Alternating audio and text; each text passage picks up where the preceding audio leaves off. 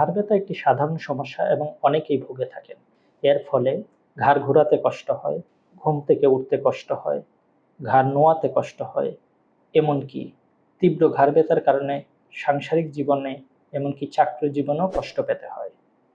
ঘাড় ব্যথার বিভিন্ন কারণ থাকতে পারে।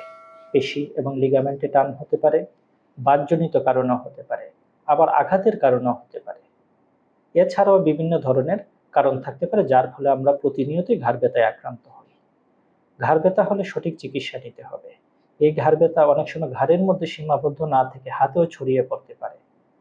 তো সেজন্য আমরা আসুন ঘাড় ব্যথায় সচেষ্ট হই।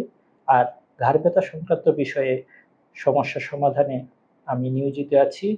ডাক্তার প্রশান্ত কুমার চক্রবর্তী, সহযোগী অধ্যাপক ও বিভাগীয় প্রধান, ফিজিক্যাল মেডিসিন অ্যান্ড রিহ্যাবিলিটেশন বিভাগ, জাতীয় ক্যান্সার গবেষণা ইনস্টিটিউট ও হাসপাতাল, মহাখালী, ঢাকা। ধন্যবাদ সবাইকে।